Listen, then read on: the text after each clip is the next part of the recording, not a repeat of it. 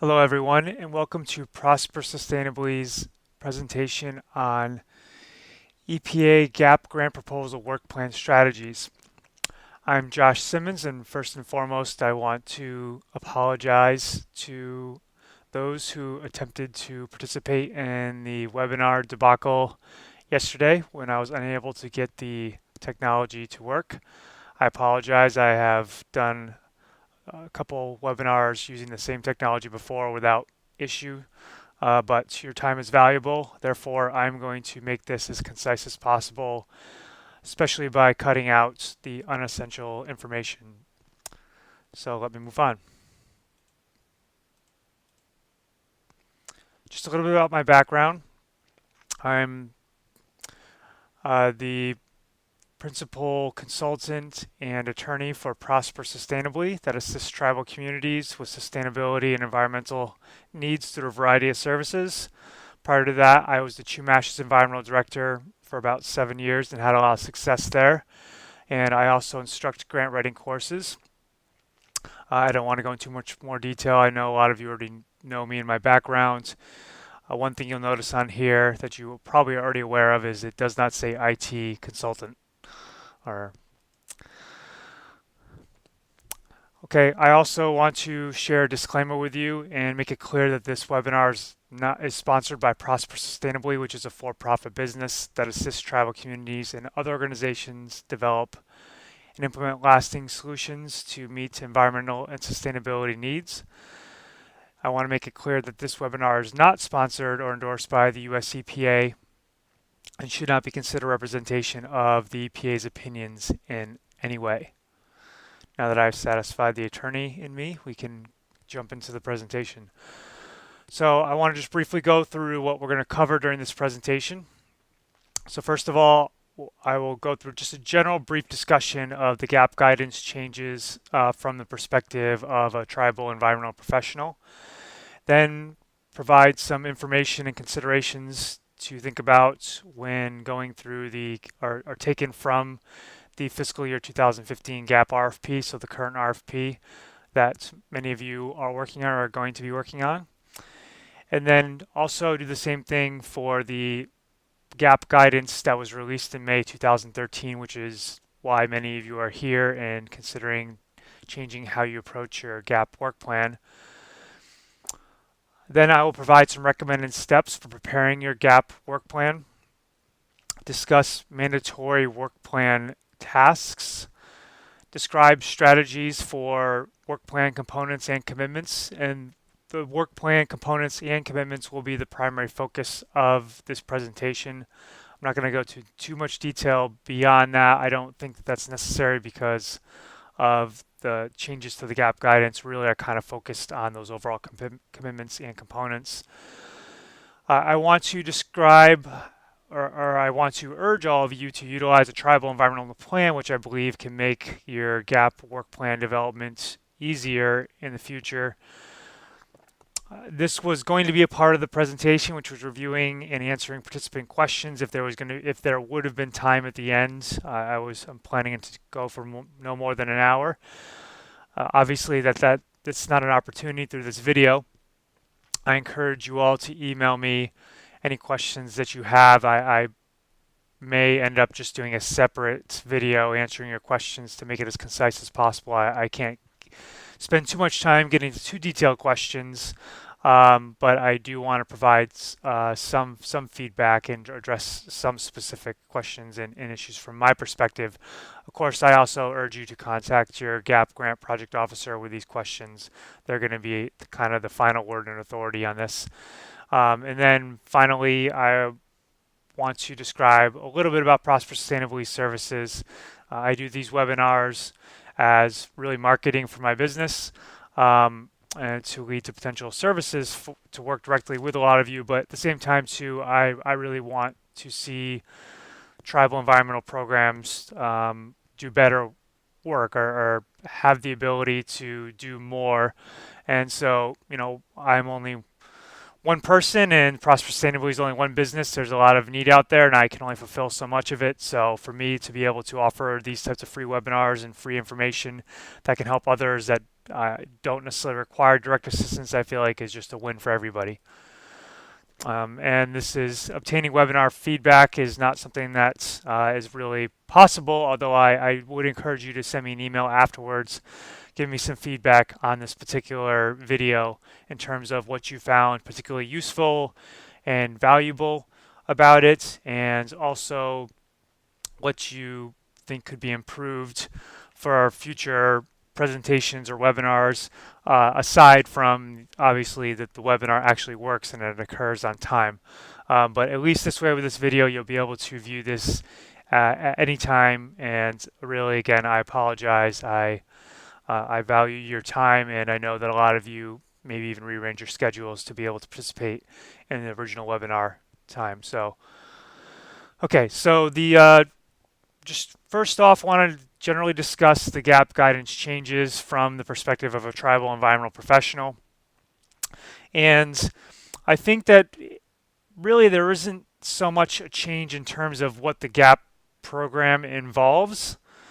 It's actually just a change in how the EPA is trying to administer the GAP program. And so that's focused on, I think, more of like, well, obviously it's focused more on capacity building. And so tribes in the past, and working with the Chumash Environmental Office, I was doing the same thing as well, is we had a lot of ongoing activities. There would be components and commitments that would sometimes be copied and pasted from one year to another. And so the GAP grant is supposed to be focused on capacity building, which means that there's an ongoing evolution, and it focuses on the development of the office and its staff to address emerging environmental issues. And the ongoing tasks, commitments, and components that were a part of our work plans weren't really capacity building, they were actually more implementation. So the new GAP guidance just changes the emphasis in the requirements to capacity building. And essentially, I think it's more in spirit with what the GAP grant is supposed to be for. And I know that the EPA has discussed that there is other legislation out there for ongoing assistance for tribes. It's just that legislation is not funded. I don't recall the name of it, but I would just urge, if you are part of our talk or other groups, and you also are somehow associated or have influence with the tribes lobbying bodies, then maybe that might be something to discuss with them to urge Congress to allocate funding toward the implementation legislation is out there.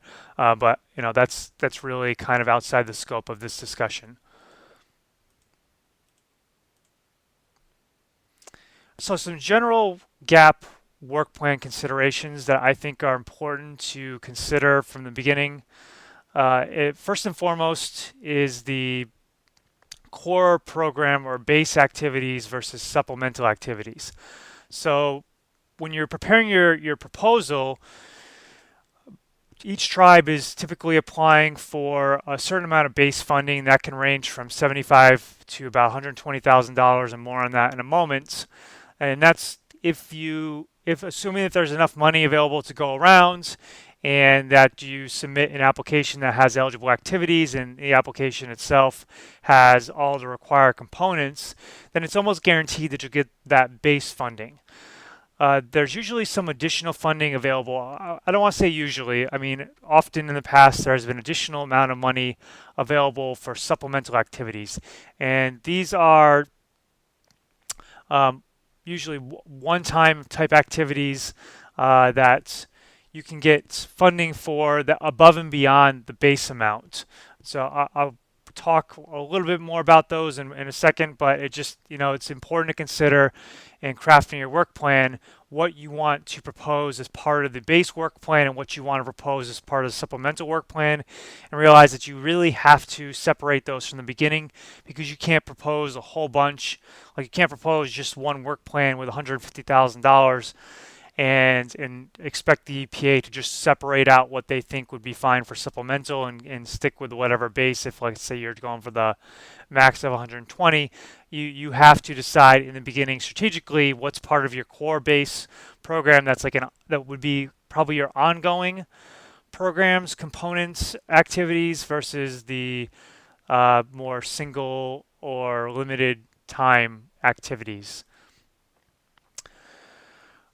The amount of money available depends on your status as a proposer applicant. If you are a first-time new grantee, the maximum you'll be able to propose funding for is $75,000. If you're a existing grantee and it's either a new cycle, meaning that GAP grants typically run on a 4-year cycle. They can be maybe a 5-year cycle if you have a PPG, but they want to max out the funding cycle at 4 years, meaning that you will apply each year for an additional amount of money. You can apply for two-year work plans as well, but you will have a set amount of time within that 4-year period that at the end of that 4-year period, that particular cycle needs to close and then a new agreement will need to start. And in the meantime, that'll be just amendments. But if you are an existing grantee, either doing a new cycle or an existing grant amendment to an existing grant cycle, then you can apply for anywhere between $75,000 and to $120,000. And they do state that more could be available if justified and the money is there.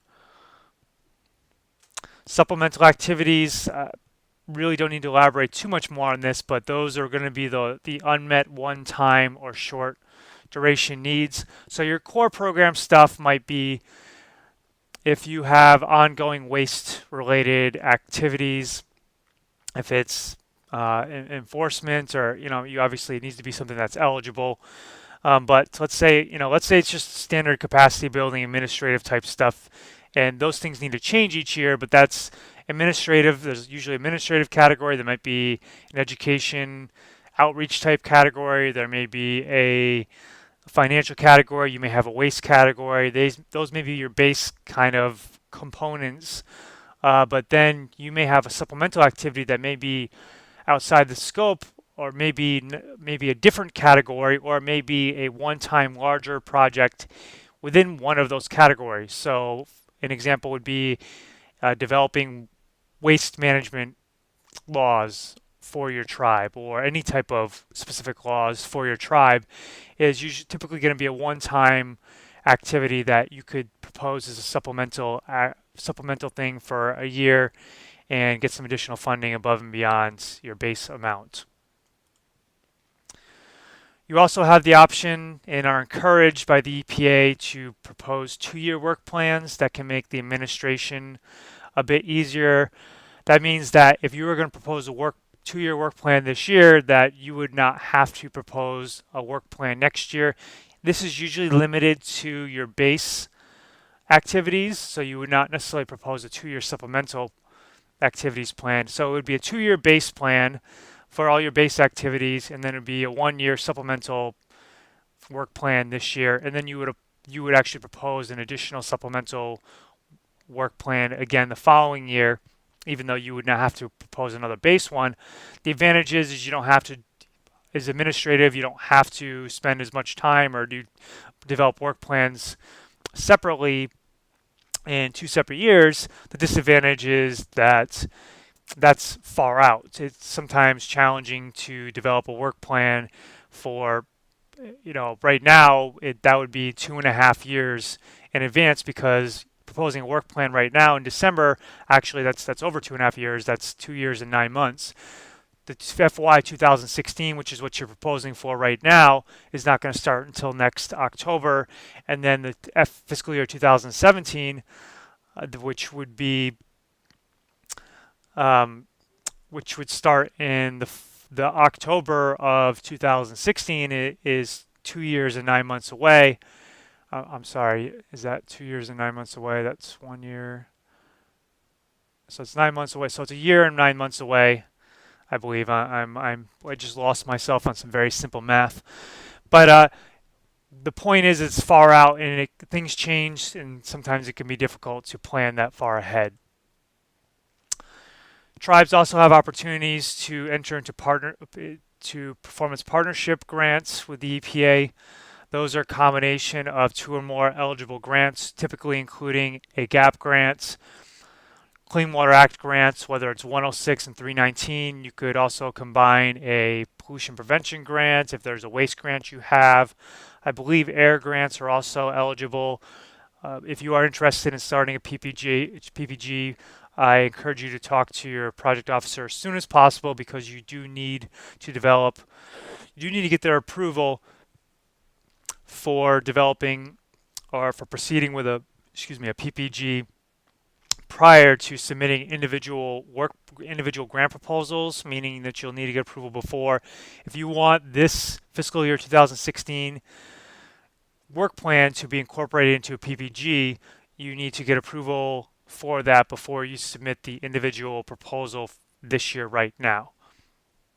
And the advantages of the PPG are administrative. Typically, you will have to just report financially on just one grant, the PPG, which covers the GAP, the Clean Water Act grants, whatever other grants you have under the PPG. And then you it does not cover. It does not mean you have reduced administrative burden for progress or performance reporting. You actually do still have to submit separate progress reports for each grant to individual project officers.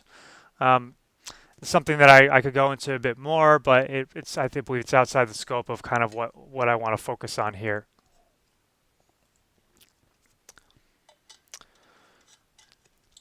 So what are the work plan elements that you should be concerned for? When we're talking about a work plan here, you may be like, okay, well, what exactly does that mean if you're new to this? And if you aren't new to this, you just may want clarification, because some of us may say work plan, it may mean different things. So the work plan, well, I guess I want to distinguish work plan components and commitments. So work plan components are I would say a separate description of each work plan component. These are kind of summarizing from the current fiscal year 2015 GAP RFP through Region 9 or off the Region 9 website. But it's an individual description of a separate work plan component, which is really like an overarching area. And I kind of I'll equate them to capacity indicator categories, and I'm going to talk more about that. I think that those are really kind of the crucial aspects of it. A component also I believe there should be a separate component for progress reporting and joint evaluation. You could actually have this under another component. And so I also want to, before going much further, I also want to say that what I share here is just recommendations and guidance in terms of how this can be done. This is not the only way about how it can be done, and I do want and I'm going to repeat this several times. It's important that you talk to your GAP grant project officer about how you decide to proceed. And I'm going to kind of show you, as we talk about the steps in developing your work plan, at what point you should talk to them and what exactly to talk to them about, which will be most productive. But if you have a certain way that you want to do it that's different, or you're not comfortable with all this, talk to your GAP grant project officer about that. For each component, the component itself is, so you have the overarching work plan that composes of a series of, I would say, objectives / components. Those capacity indicator areas, which are how I believe they should be approached. And then under each component, there's information specific to that component. And that will be the estimated work years for that component, meaning how much staff time is going to be dedicated to that. You probably need to specify too what staff members are going to be spending that staff time. And a work year is 2,080 hours, and you usually do a fraction of that. So let's say on one particular component, the total number of hours was a half of a work year. So you'd put 0.5 work years, which would be equivalent to 1,040 hours. Each component also needs to have a budget amount. So you're going to have a separate detailed budget. I'm not going to go through that. That's a bit more straightforward. That's an overarching budget for everything combined, although you do break those out by separate budget categories, but you actually need to show the budget for each component. So let's say you have 4 or 5 different components in your work plan. You're going to have 4 to 5 different budgets that cover the costs of that particular component, of each component. The commitments themselves, and actually you typically will need to even break it out in more detail. I actually didn't put this in here, but you actually will probably have to provide the budget amount by commitment. The commitments themselves are going to be the specific activities or tasks that make up that component. So you may have a component that is, let's say, an air programs component, and one of the commitments there, or one of the major activities could be developing or conducting an air resources assessment. You may want to break that down into several different tasks or activities, or you may want to break that one kind of major objective down into different commitments and activities that individually will have to have budget amounts associated with them. A lot of times I see, it can be challenging to give an exact number for those things. Let's say for that air program component, which may have an air quality assessment, an outdoor air quality assessment. It may have education and outreach, air quality specific education outreach. And let's say you want to do a little bit of indoor air quality, and you decide that you want to lump indoor air quality and outdoor air quality in the same components, but have them be to separate commitments. Let's say you want to do a preliminary assessment on radon in the area. So that, let's say that's 3 separate commitments under the air program components. You're going to have your budget amount split between those 3 activities. And it's good to kind of estimate in a relative sense, the outdoor air quality assessment's probably going to take up the bulk of the funding and the time. So you'll want to have a higher proportion of funding going toward that. If you have 3 separate activities or 3 separate commitments that are all going to take very similar amount of resources, then you may actually decide that if it's a $15,000 budget for that component, you may just allocate $5,000 toward each of those commitments. For each component, you also need to provide outcomes. So that's going to be the environmental results, and there's descriptions of what exactly that is in the GAP guidance and also in the RFP, and that those can be things that are going to occur outside in the world, in the environment, within the project period, but those things can also occur outside the project period. That may be something like a change in air quality, so a reduction of greenhouse gas emissions or a reduction of NOx or something like that, which an outcome of that, also another outcome could be reduced incidence of asthma within the community, and that's something that most certainly would be difficult to measure or maybe even see the impacts of within, let's say, this year. That's something that's probably going to happen outside the year, but that would be an example of an outcome. And then you also need to provide capacity indicators, at least 1 per component, and those can be found in Appendix 1 of the GAP guidance. We're going to spend an extensive amount of time going through capacity indicators. I think that those are really kind of the crux of developing a successful work plan on an ongoing basis, and I think it's even important to step back and maybe even kind of instead of taking the prior work plans that have been more in alignment with prior GAP guidance, to maybe even completely redo your work plan in alignment with these capacity indicators, so that each year you're not getting maybe resistance from your GAP grant project officer who is, if you're using some of the same language. There's just maybe ways that you can do some of the same stuff by restructuring it and conveying it in a different way. Again, those indicators are in Appendix 1 of the GAP guidance. Well, we're going to go through those. And then you also need to list that there's a measures section within your work plan. If you're using GAP Online, there's a section there as well. If you are doing a GAP grant proposal and it's not under PPG, you are required to use GAP Online. I have not been using GAP Online. I when it entered into a PPG with the CHUMASH probably at least 4 to 5 years ago, I used GAP Online in its infancy, and I found it to be very clunky, and I got frustrated. So when I knew I had an opportunity to just stick with kind of the electronic paper type work plans, which I developed tables for, I tended to work with those. But I've heard that GAP Online is a lot better than it used to be 4 or 5 years ago. So, and I've actually got some feedback that it's very easy and simple. But there will be a measure section under there that you'll need to put your capacity indicators, and essentially all this information. There'll be boxes and fields that you can enter this information. My main gripe with GAP Online before was just it took a lot longer. Not so much that the system or the structure of it was bad. It was just that I would enter information in only small chunks, and then I would have to enter it into the system, which would take sometimes 5 to 10 seconds to upload. And so, something that I could type into a work plan that's in a Word document that I don't have to upload, all of a sudden was taking 2 or 3 or 4 times as long because of just the upload time of individual sections. But again, I believe that that's not the case anymore. So many of you will be using GAP Online. We're not going to go into GAP Online.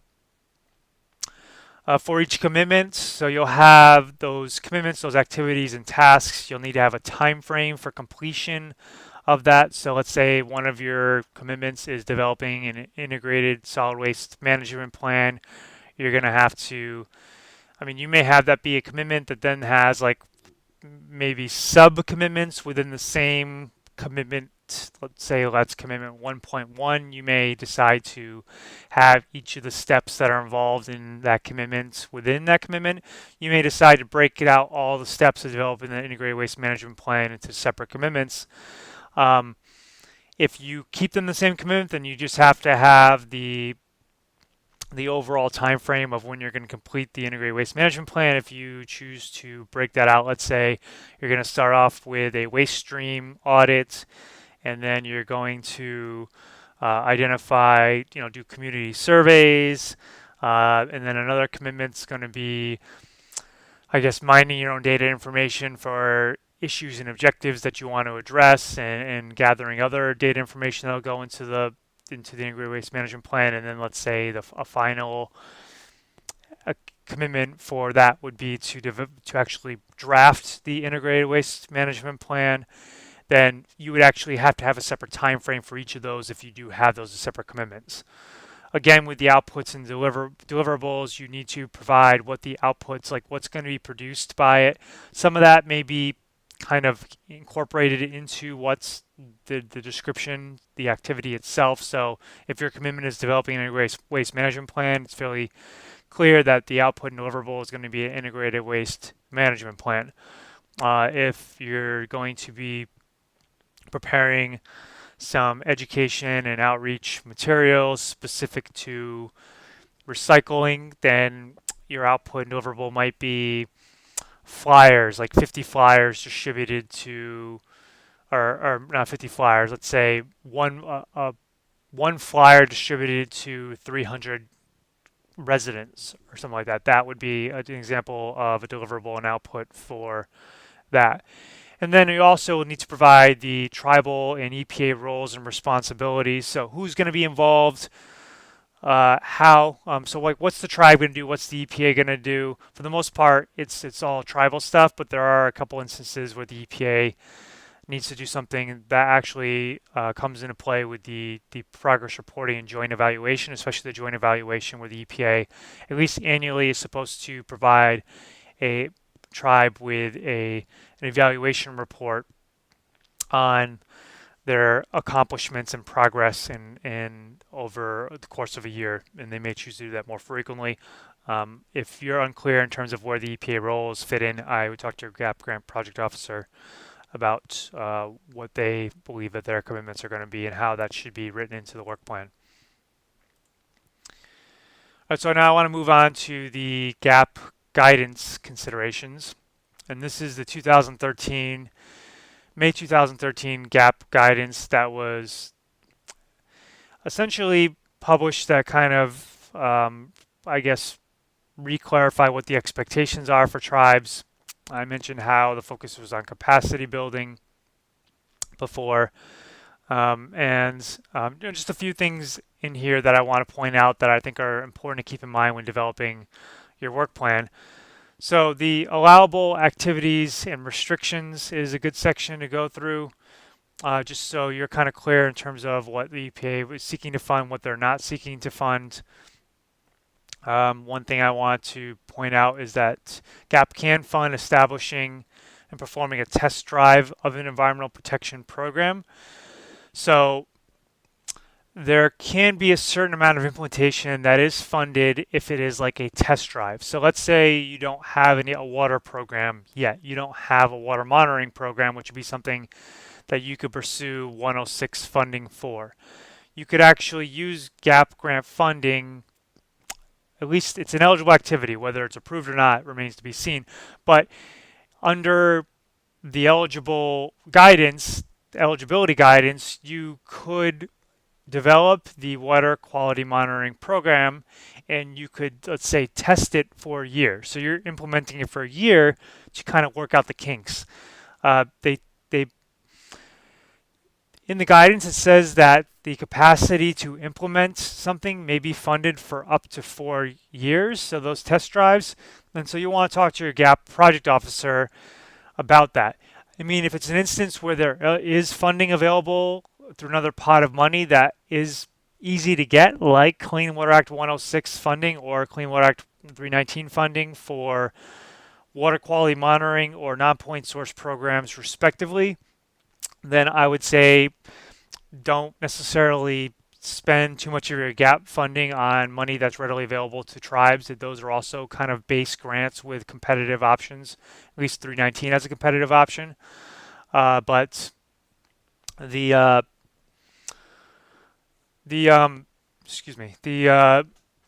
106 or let's say it's a program where you either don't have funding available, there isn't funding available, or you're having difficulty getting that funding. A Clean Air Act program is an example. There is a decent amount of money available for that, but it is more competitive. It's not almost guaranteed like 106 or 319 is. Then you may want to see if you can test drive a program for up to 4 years to kind of work on that capacity. This is a discussion you want to have with your project officer. But I do think there, in terms of developing capacity, you have to you need some experience doing it. Like, what does this involve? What is this going to require? And it's sometimes how you word it. It's sometimes how you say it.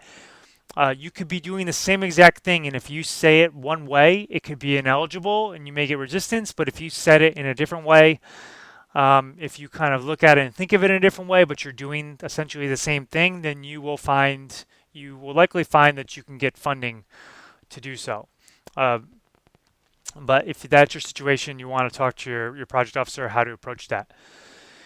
The main thing I think in the GAP guidance that is something that you should be looking at on a regular basis, especially when developing your work plan, your GAP work plan, is Appendix 1, those capacity indicators. And this is a non-exclusive, I want to emphasize, non-exclusive menu of choices of capacity indicators. Tribes may develop their own GAP-funded indicators, which are subject to EPA approval. The EPA would need to believe if that it falls in line with what GAP is able to fund. I think the best way to approach developing your own capacity indicators is through a tribal environmental plan. The EPA is definitely pushing those. They've kind of revised their approach to tribal environmental plans. I really like the new approach, and I feel like I'm actually kind of urging tribes and the EPA to take it a bit further. I believe, to me, tribal environmental plan is equivalent to strategic planning and is something that needs to be developed in a way that doesn't sit on a shelf. It actually can be developed so that it can provide, I believe, the framework for your GAP work plan every single year without you having to sit down each year and think, okay, well, what do we want to do? And not just focusing on what you did the prior year, but thinking about where you want to go. How do we evolve this program? And I'm going to talk about how you can use those tribal environmental plans on an ongoing basis to help you with this. Uh, so these pages that I'm talking about here, these are pages in the GAP guidance. When I refer to the pages, just like in the prior section, so when I say page 6, that's actually the PDF page. I just look at the electronic copy. I typically avoid printing these things out. So the work plan elements that I talked to that start on page 6 are in the RFP. GAP guidance pages are this is the PDF page itself. Appendix 1 I didn't put down the page. I think that starts somewhere around page 30 or so. One thing that I did to make it easier for myself is I actually created a separate copy of those capacity indicators so that I didn't actually have to open the document and scroll down to it each time. But those are the pages that were in the RFP. So on page 32, the GAP guidance talks about how capacity development is a continuing programmatic need. And I think the thing that about the GAP guidance that's kind of scaring a lot of the tribal environmental professionals right now is that there's certain activities that we believe are kind of foundational to our programs that have been done on an ongoing basis year in and year out, that the tribal community itself has come to expect. And, my first concern when I heard about this was that these activities or the funding for these activities was going to be taken away. And to a certain extent that is true, but there are kind of, I would say, workarounds that you can still accomplish a lot of the same things just with a different kind of spin to them. At the same time, it also is urging you to evolve as well. But that doesn't mean that while the emphasis is always on capacity building, it doesn't mean that everything always has to be new. So successfully developed capacities can still be GAP funded. And how those successfully developed capacities, let's say you develop a successful air program, when you get to that point, let's say after the 4 years or so, however long it takes you to get there, that doesn't mean that you can no longer fund it under GAP. You can actually fund it to expand, enhance, or evolve the capacity. One example is that education outreach may be a key component to your GAP work plan. You just with the Chumash doing that year in and year out was something that I felt like was really a main thing we did for the community. And that would include developing education and outreach materials. That would involve hosting certain events like a cleanup event and a separate Earth Day event. We would have ongoing committee meetings, and but let's just focus. I'm going to talk a bit more about even how to focus on those or how to respin those things. But so from that, one example would be developing those education and outreach materials. I would typically be kind of broad in saying how much educational outreach materials and what they're going to focus on. And the component itself would focus on the education outreach materials itself as opposed to what the purpose is, what is the area that those education outreach materials and activities are focused on. And so let's say this year you propose to develop some education outreach materials focused on indoor air quality, and that indoor air quality could even be more specific to, let's just leave it at indoor air quality, that's fairly specific. So you want to develop a guide, like a small guide for homeowners. You want to develop flyers for business owners. You want to develop a quick kind of checklist thing for your government operations. And, you have a certain number of people you want to distribute these things to. So you can get funding to prepare and test these particular education outreach materials, my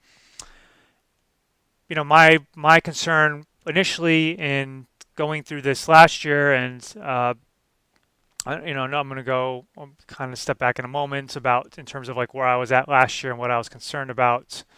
But the last year, actually, I'm going to do a quick sidebar because it keeps popping in my mind. And I keep forgetting to bring it up. Was that this GAP grant guidance went into effect in May of 2013. Last year, it was supposed to be the requirements, but the EPA was more lenient in terms of requiring it, so you weren't getting quite as stringent of, you weren't getting your GAP grant project officer saying that this could not be done. So in this instance, with the education outreach materials, they may have been more lenient and allowed you to use language that was more consistent with language you've used in the past that may not have been capacity building activities. So for me to have that indoor air quality materials that I developed, and then to use those every single year, and to state that those are being used and presented every single year, along with waste related education outreach materials, and just all the education outreach materials related to all programs. Now you can't say, okay, well, I have this series of programs, I have all these education materials related to those. I'm going to focus on, when I go to an event, I'm going to bring and show and distribute this information. Instead, you need to focus on particular areas each year.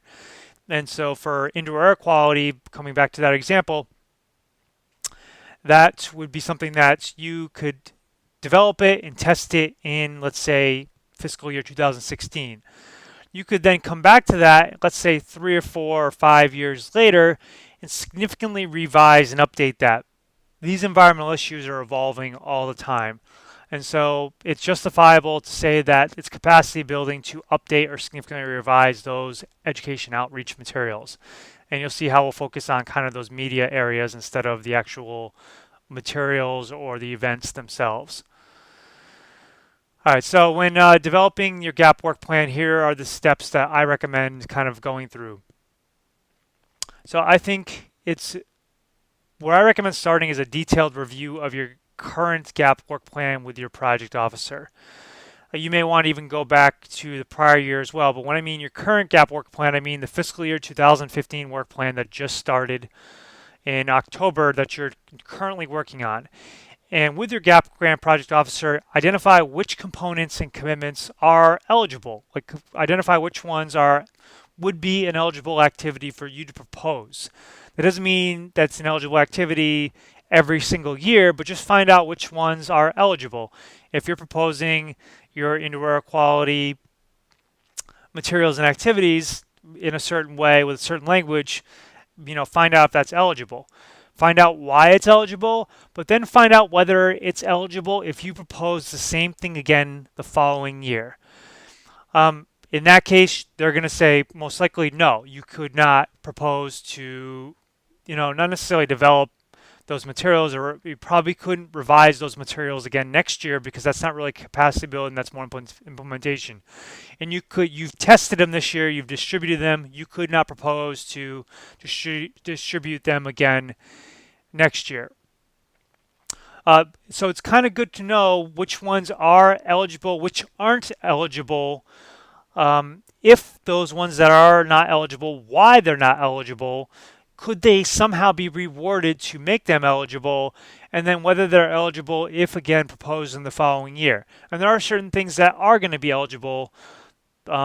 Reporting and evaluation is something that you're going to have in your work plan every single year. There's a certain amount of administrative activities specific to GAP that will need to be included each year. Financial reporting, drawdown requests, those are things that are going to need to be in your work plan every single year. So I'd cross out those that are not eligible. If it could be eligible, if it's rewarded, then make a note of that. Highlight those that are not eligible in the following year. So if it's an eligible activity, if it was proposed on a one-time basis, it's just kind of leave it there. But if it's something that's not or if it's eligible for ongoing basis, leave it unhighlighted. But if it's something that you have right now that is eligible but would not be eligible if you did it the same thing again the following year, highlight it.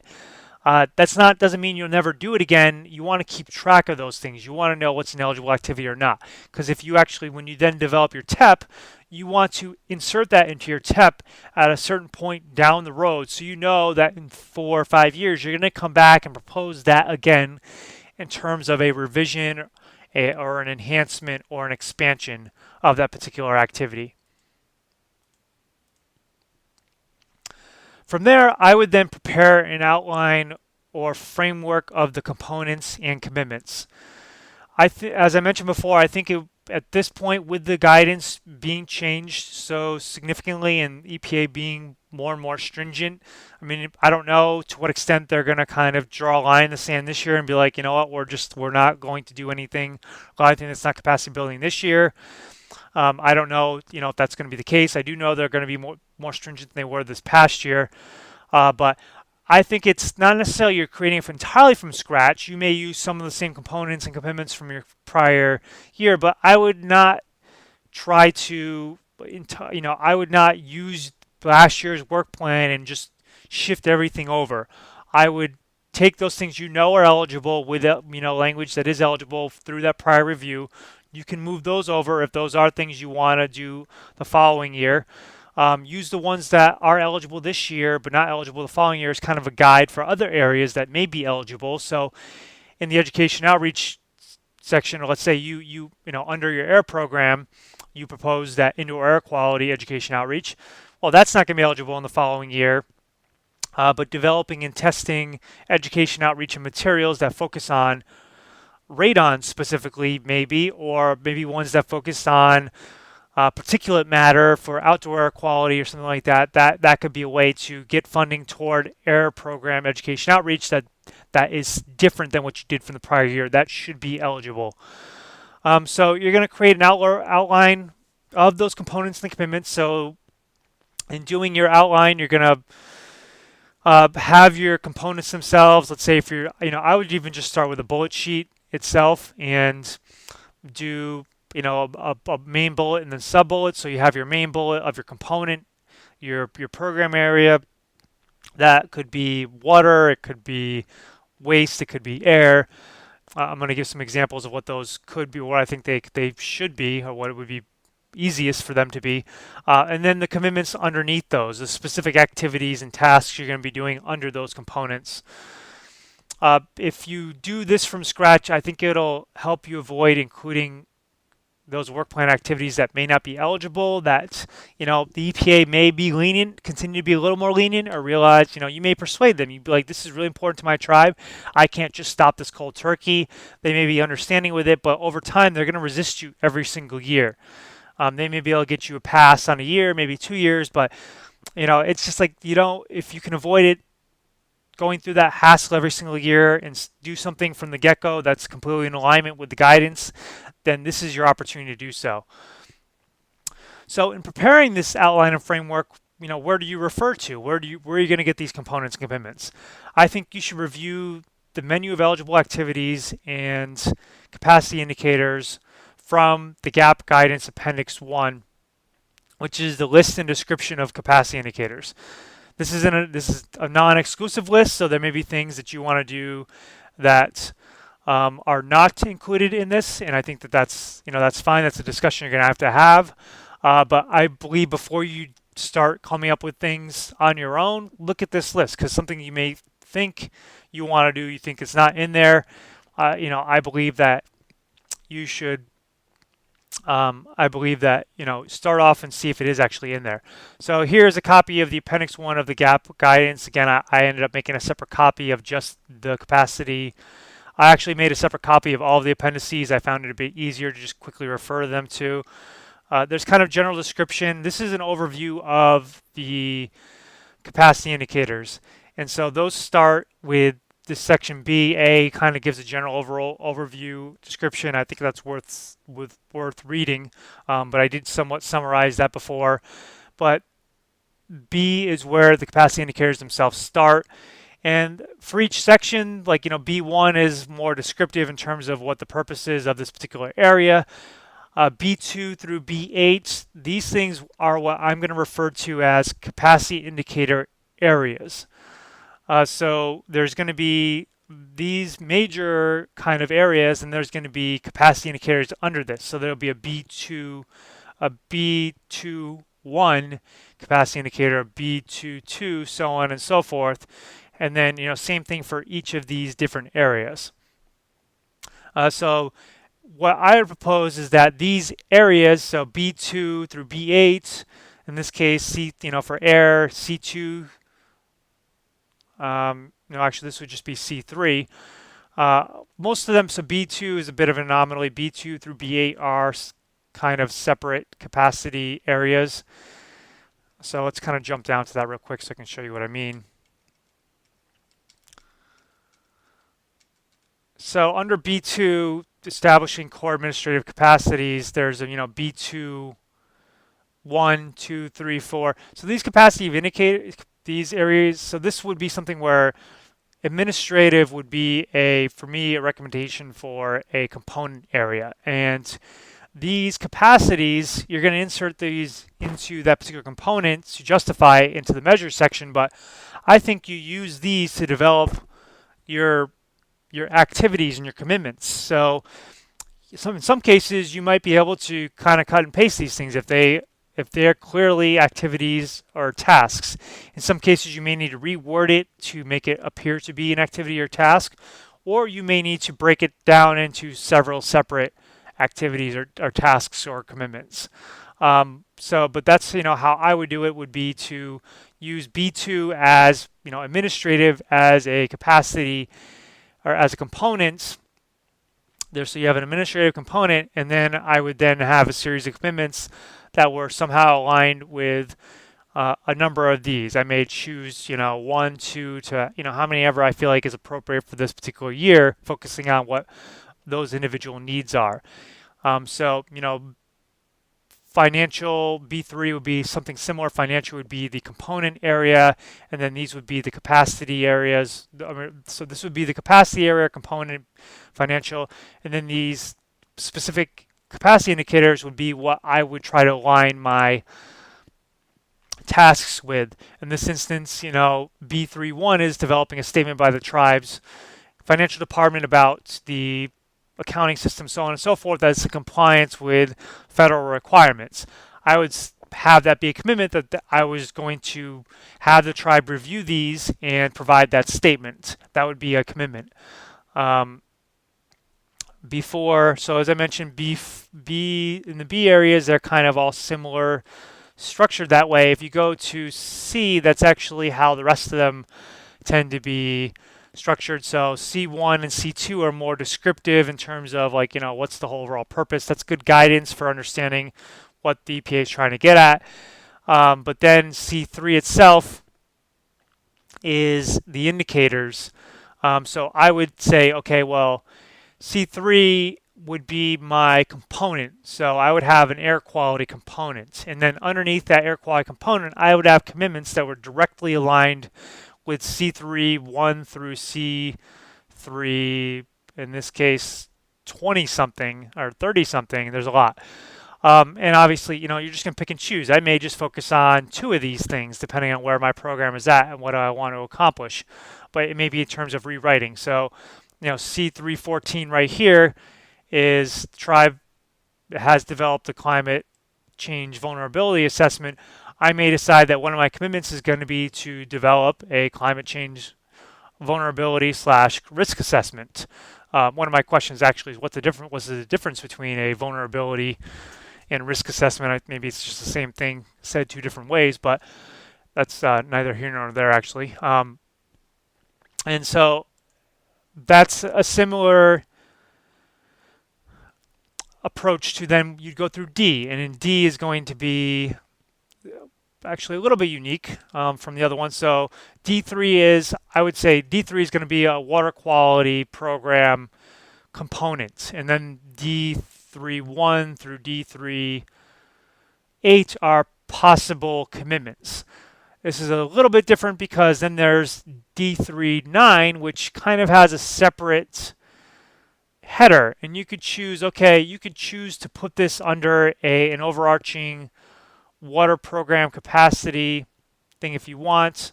I would actually keep it probably under the same.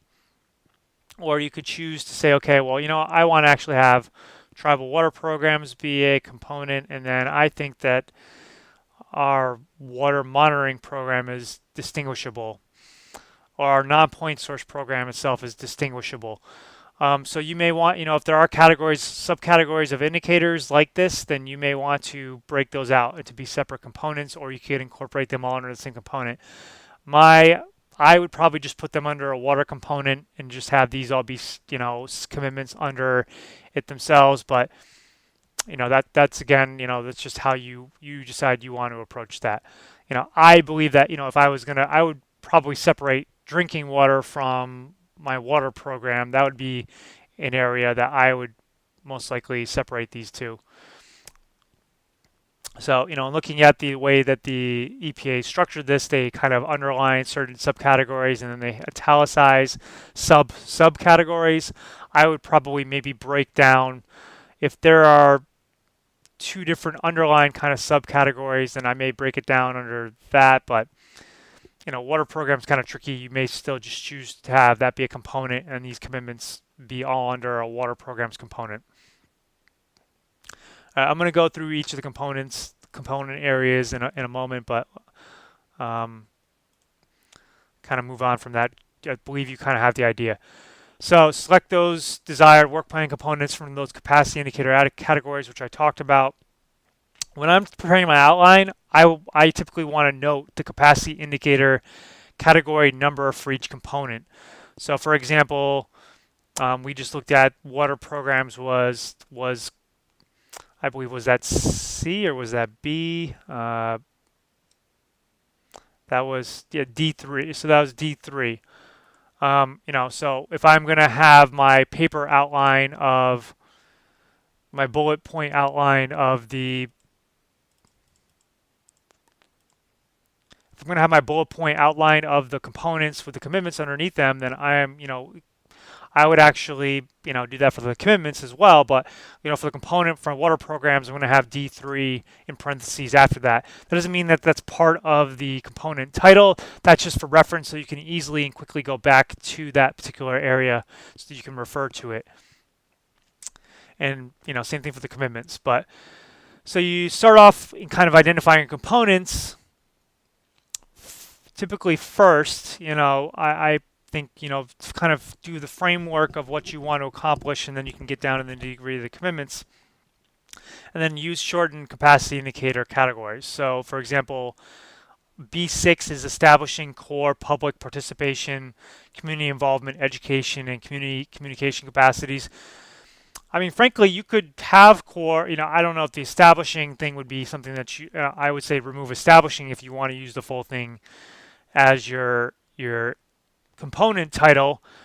I would probably just do community involvement, education, and communication would be my component title, but I don't think the EPA would have an issue if you actually used a longer version of this. But make it easy for yourself, align it exactly with those component categories or those capacity indicator categories. I think it'll make things be more seamless. You're giving the EPA exactly what they want to see. You are doing something that's exactly in alignment with the guidance this way. And then select those desired commitments that fall under the selected categories. So that's when I was talking about, under the water programs, it would be D3.2 might be a commitment that you would want to have. D3, could be 6. I don't remember what, there's a category for getting TAS for your Clean Water Act 106. That might be D317. That's not the number, but it's, it's one of them under that. That could be a particular commitment. And that's a task and an activity. Use specific. So there are examples in the RFP that can be used as guidance. For particularly involved commitments, like as I mentioned before, you may want to break those out into separate components. And I kind of talked about with the water, You may decide that you want, even though they have a series of commitments that then are kind of subcategories, you may decide that you want a separate component for safe drinking water. Or if it's just such a major task, let's say you have an air programs category that has other activities, but developing your air emissions inventory is very involved, you could do air emissions inventory as a component if you wanted to, a separate component, instead of just having it be a separate commitment or a separate series of commitments under air programs. You're going to have I think you should do your reporting evaluation as a separate component in commitments. You could see if you can couch it underneath like maybe an administrative component, but it's not necessarily. I don't think it's necessarily. So I don't see, even though it's something you need to do. So that's one thing I don't feel like the EPA's done a very good job, and in terms of my experience so far, is kind of talking about, okay, we're administering these GAP grants, and we can't do any implementation activities. Fine. We can't implement. We can't use our GAP grant to do administration activities for our Clean Water Act, our Fish and Wildlife Service grants, our so on and so forth. That's becoming clear. That's no longer going to be acceptable, and we're going to have to figure out how to approach those. And my approach to that is you have to start carving out time and funding under those other grants to do those administrative type activities. You can't use your GAP grant to entirely fund your administrative assistant, who then is going to administer 10 other grants. Those other grants typically have funding, allowable funding for those types of activities. But you do need to do a certain amount of implementation, and you do need to do a certain amount of that for the GAP grant itself. Reporting and evaluation is something they explicitly state in the RFP that needs to be in your work plan. But it's not necessarily associated with any specific capacity indicators. So you may have a reporting evaluation component. You may be able to justify it with B24, and I don't recall exactly what B24 was. But it doesn't exactly line with B24. That's just the original capacity for that. So B24 is program evaluation for use in determining whether program objectives are met, fiscal resources are properly managed, and assistance or requirements are satisfied. The emphasis on this capacity indicator is developing the evaluation system. Doing your ongoing reporting evaluation, even though that's somewhat a reporting and evaluation of your objectives being met, your fiscal resources being appropriately managed, and those requirements, those award agreement requirements being satisfied, being addressed. That's actually, this reporting evaluation is not B24. That does not fulfill that capacity because that capacity has already been fulfilled. So I think it should be a separate component that actually does not have a specific capacity indicator related to it, but I would be interested in finding what the EPA's perspective is on that. Do they want that under administrative? Do they want it to be a separate component? There'll be one component for kind of the reporting, and there'll be another component, there'll be one commitment under that component for reporting, and there'll be another commitment under that for the evaluation. And we're going to talk a little bit more about this in a moment. All of that we're going to talk about more in a moment, because that's I think one of the more challenging areas of this new guidance. The commitments that are not associated with EPA identified capacity indicators in the guidance, you'll want to seek EPA approval for before submitting your final, not your final, but your GAP work plan and proposal that's due on December 10th. If in EPA Region 9, it may be the same date in other regions as well. But so if there's something that's waste related or air related or pollution prevention related that's not spelled out, or you can't link to one of the specific indicators, doesn't mean that it's not eligible. It just means that you need to find out whether the GAP grant project officer thinks it's eligible. You may think it is eligible, and you may be able to make a fairly good argument. Unfortunately, it's going to come down to your GAP grant project officer's opinion and the other opinions of those they work with, and that's just that's just going to be how it goes. There's just lots of different ways to interpret language in the gap guidance in the overarching legislation. So, but seek their approval, and if they're, if they don't approve it, just see if you can work it some. It may not be they may not be able to approve it the way it's worded, but if you tweak the language of it, they may be like, okay, well, or they may be able to help you. And if it's something really important that you want to do, really emphasize that. See, I really want to see if we can make this work as an activity, a capacity building activity that we want to do. They may, give you some suggestions and work with you. They also may have some ideas of maybe other funding sources to be able to do that particular activity, or maybe even technical assistance and resources that are non-grant related that could help you accomplish that same objective. So after you discuss those commitments, those non-EPA specifically identified capacity indicators, after you've inserted your commitments into your outline, so at this point, and I actually wish I had an example. I started to create one. Actually, maybe I do have that example still.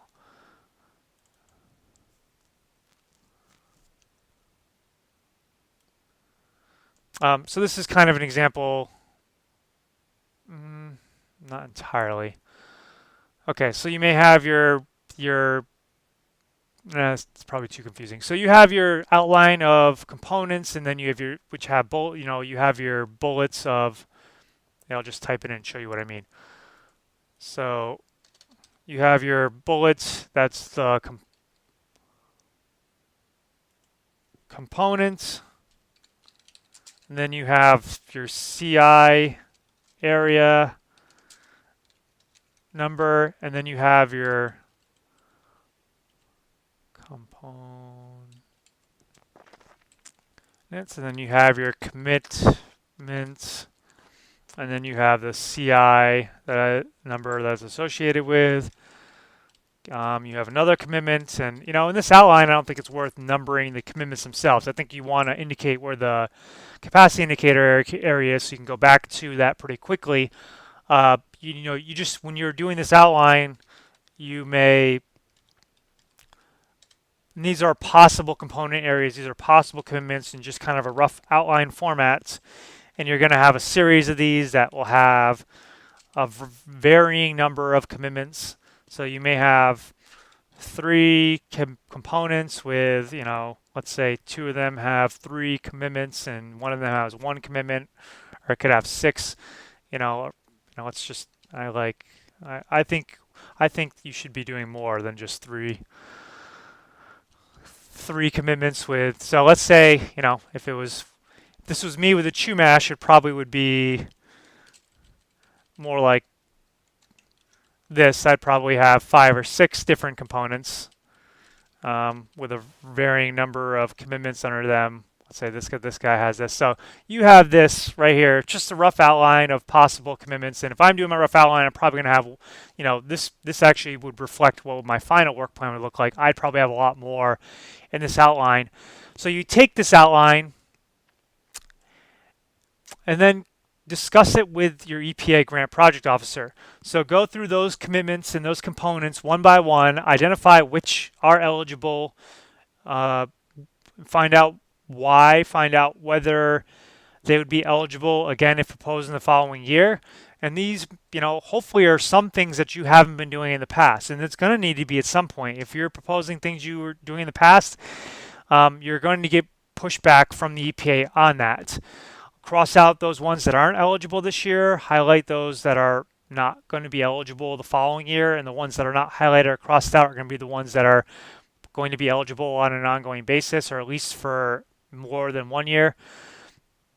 And also get some feedback. So when you're considering these components and commitments, don't just think about what you want as part of your base work plan for, let's say you're applying for $100,000 is kind of in the base funding amount that you've been receiving, and so you think about, okay, well, which ones are going to apply to the base funding? But there's some things here that are like one-time activities. That's like developing the integrated waste management plan, or developing the waste codes, or doing the detailed air quality assessments, developing a pollution prevention assessment or something like that. if that's something that you do see as one-time activity under GAAP, and maybe not fully related, or you just don't feel like you have enough funding to accommodate it, then you want to have some possible. I think it's worth submitting at least 1 to 2 supplemental activities each year.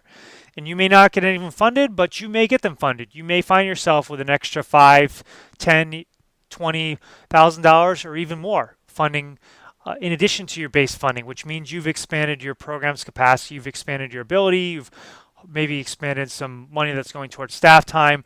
I think supplemental funding maybe is a great area to expand your program's operations. And I've with the True Match, I've applied for it every single year. I usually will submit 8 to 10 different supplemental work plans, or the work plan will be separate components. They usually have to have a narrative justification for each one as well.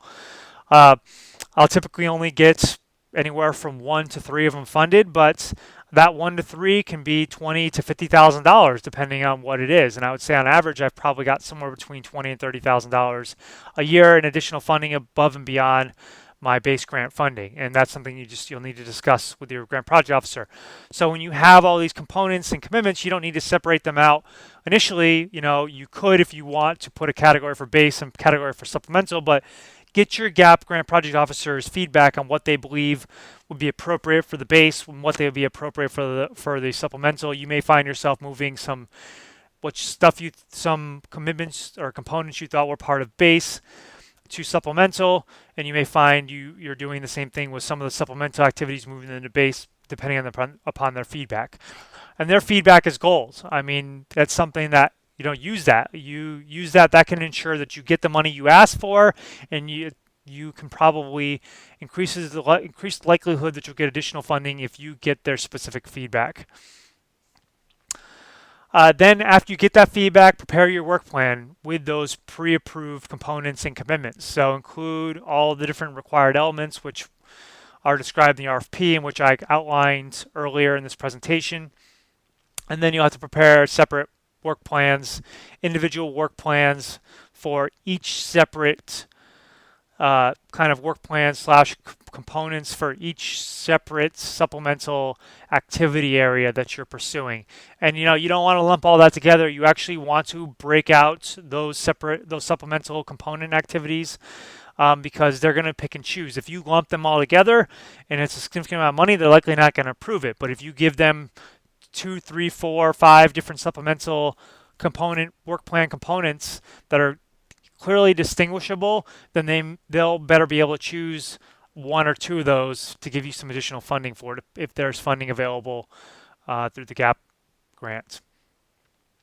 And then you also want to prepare your remaining proposal. Whether you do that before or after the work plan is up to you. That's the narrative, your budget, your tribal endorsement, your indirect cost rate agreement, if that's applicable, and those things are spelled out in the RFP. RFP is relatively short, just 10 pages. So, I do separate grant announcement reviews that some of you have attended before.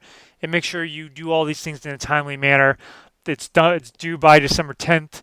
Since you are going to want to since I'm recommending you get EPA's review at 2 separate points in this process. So you have it when you go, you have it at this point. You're going to go through your existing work plan with the grant project officer, and then you're going to go through the outline of components and commitments with your EPA grant project officer. Those are things they're going to need lead time. They're going to be busy. They have other tribes. They're going to be, they may be getting a rush of people asking to do this. Now, plan those things in advance. Plan those things before. So if I was in your shoes, I would say, okay, well, I know that I need to review my current work plans with my project officer. I'm going to call them or send them an email right away and say, when's as soon as we can have a phone call to discuss these things. And then as soon as we have that during that phone call, before I get off the phone with them, I'm like, okay, can we schedule a phone call in a week or so, to then go review the framework that I developed, those proposed components and commitments. So get a firm to establish time to do that. So you have it locked in your calendar and their calendar, and they may say, okay, well, you know what, a week's not good for me. I'm actually going to need 2 weeks. That's good to know. It's good to know right now. I want to know that, and I want to have a commitment to that right now, because the 10th is only a month away, and there's a lot of holidays during those times. You may find your GAP grant project officer can't talk to you again until 3 weeks after your initial phone call. You may, when you call them up initially to schedule that first phone call, you may actually want to schedule both of them at the same time. Get it on both of your calendars, and then it also forces you to get this done by that deadline as well. So make sure you do fully complete your components commitments outlined ahead of time, so that you are getting the most out of it. Because if you only have a draft that doesn't have all of them, then you're leaving stuff on the table. You're not getting as much feedback. And this isn't, don't just think about it in terms of this year. If you spend the time doing this right now, you will increase your understanding for future years, making it a lot easier for yourself next year. For next year, I think you should do some of the same steps, but you'll find that reviewing the prior work plan isn't going to be as you're going, instead of spending 30 minutes to an hour doing that, you'll probably spend maybe 15 minutes doing it, because you've already gotten feedback on it. And then when you propose those components and commitments, you have a better understanding of what's eligible and what's not. So you're going to spend less time doing that as well. So really take this as an opportunity, see this as an opportunity to be trained in these areas. And I think the best long-term plan is, so this is the last bullet that just came up, is developing a tribal environmental plan to make it easier for you to develop future work plans. So as you step back this year and get a better understanding of what should be included in your GAP grant work plans, then work on developing a tribal environmental plan for future work plans. That tribal environmental plan can have those specific activities and commitments that you're going to incorporate, and you're going to develop the tribal environmental plan will help you do that on a 5-year basis. So next year, if you are able to get your tribal environmental plan done this year, next year when you do your GAP grant work plan, if you haven't, if you were doing them on a year-to-year basis, you can refer to your tribal environmental plan, and you may be able to, that the EPA may have already reviewed and approved your commitments, and you can identify within that tribal environmental plan which things are GAP eligible. And then you can just plug those things into your work plan from your TEP. Your TEP meaning the Tribal Environmental Plan. And so, it's going to simplify things, and it's also going to help you develop a flow. And I do want to talk a little more about the TEP in a moment. So some mandatory tasks that you're going to need to include, you're going to need to accomplish at least once in a 4-year GAP grant cycle. So you may have a GAP grant cycle that just started this year, or could have started in a prior few years, but let's say you have a 4-year cycle that just started in fiscal year 2015. That means you have 2015, 16, 17, and 18. That's a 4-year cycle right there. These are the activities that need to be done at least once in that particular cycle. So then when you get a new grant in fiscal year 2019, you're going to have to do these things again.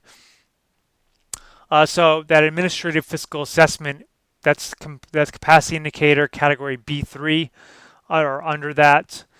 And that's reviewing and assessing your financial procurement and property management procedures. And then if you do this assessment and you provide that documentation to the EPA and you identify deficiencies, correcting those deficiencies may be GAP eligible activities if they are outside the scope, if they're not already specifically, they're already not specific capacity indicators.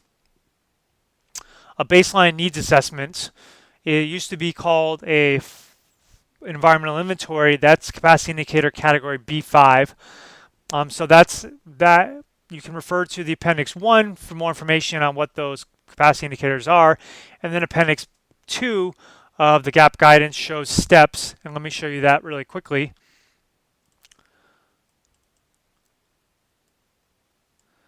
So there's an appendix on that, conducting a baseline assessment. And here are the different steps. This is kind of a flow of what you may decide to do to develop that baseline assessment. I think that a lot of this overlaps what I would incorporate into the TEP, the Tribal Environmental Plan, as well. But you can use this as a guidance in terms of how you decide to develop. Let's say let's say that you haven't done one in a while. I think that baseline needs assessments are critical. I think tribal environmental plans are critical, and baseline needs assessments are critical. They're often overlooked. I think they're some of the most important things that can be done for your office that are just kind of get pushed off. And I'm guilty of the same thing as well. I don't, I don't tell anybody, although I know this is going to be available on the internet and everybody can hear. With the Chumash, I didn't develop a TEP over the entire 7 years I was there. I did strategic planning, which was kind of similar, but I never actually went through the formal TEP process. It wasn't really until afterwards that I started doing this for other tribes when I've had a bit of breathing room, and it was I was doing elements of it. I didn't do it formally, but I have always valued strategic planning, and I've kind of developed into a strategic planning process. But you may decide that you want to do the baseline needs assessment in fiscal year 2016, so you're going to propose it right now in this work plan, and then you can go to B5 to find out what needs to be done, and then use this appendix to develop those steps. Have that be the baseline needs assessment itself would be a component, and there'd be a series of commitments, which were the activities and tasks that need to be done to complete that. The tribal environmental plan is another thing that needs to be done at least once per 4-year GAP grant cycle. Very, very, very important. Very, very valuable. More information on this is available in section 4 of the GAP guidance. So that describes the purpose, format, and components. Interestingly enough, I believe the tribal environmental plan is the epitome of capacity building, and it's not really spelled out explicitly as a capacity indicator, which I find kind of baffling. It's related to all of them just because it essentially enables all of them, but clearly it's something that they want you to do. It's part of the GAP guidance. Appendix 3 provides a sample work plan component. So ironically, I was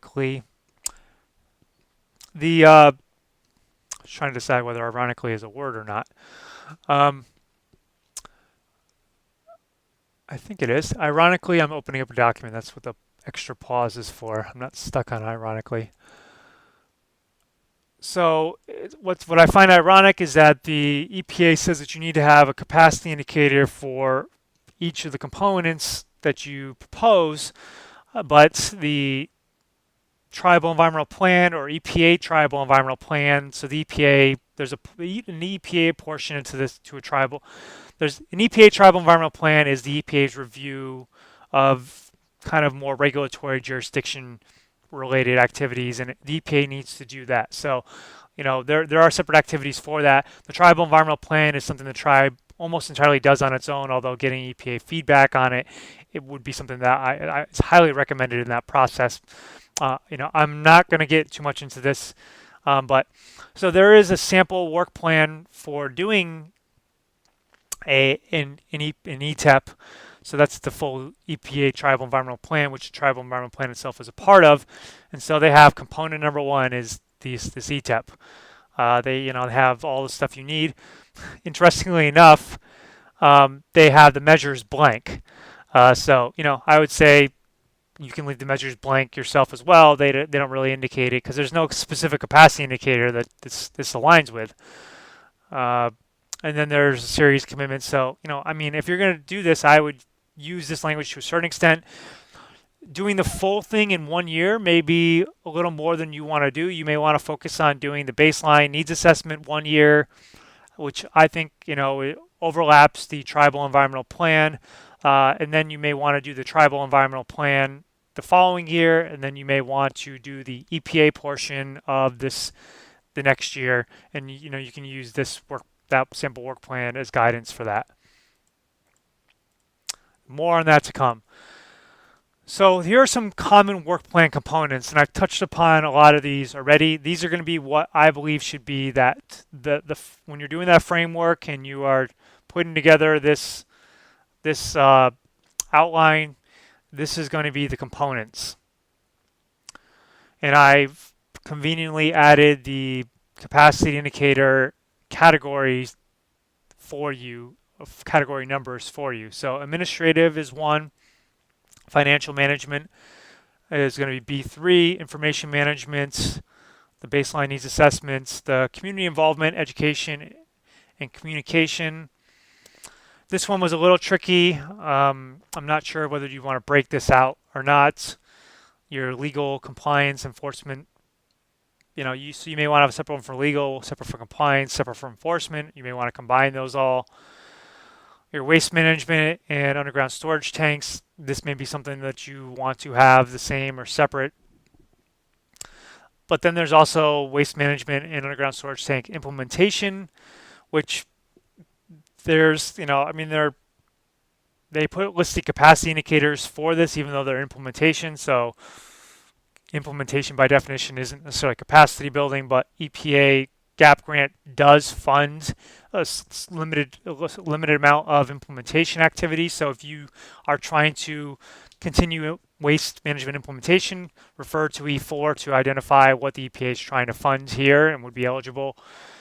Your emergency response and remediation.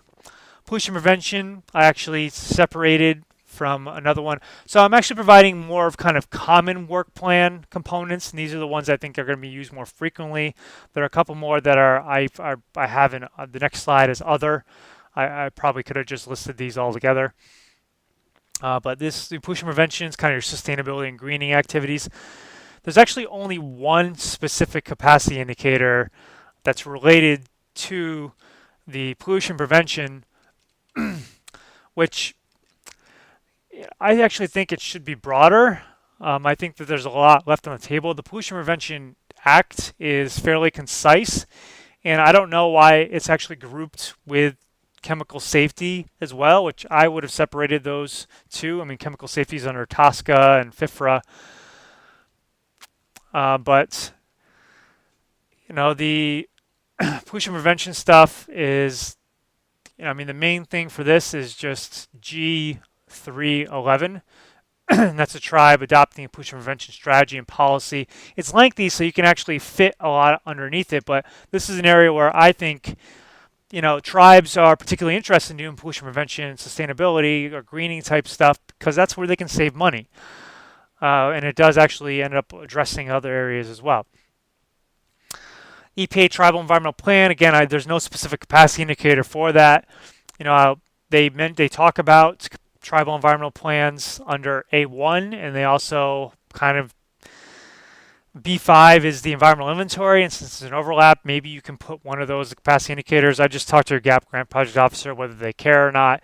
If you actually have a capacity indicator listed for that component, if they don't list anything. If they do, ask them which thing they feel like should be listed. It's clearly an eligible activity, so you don't have to worry about you don't have to worry about that. And another common activity, that progress reporting and joint evaluation.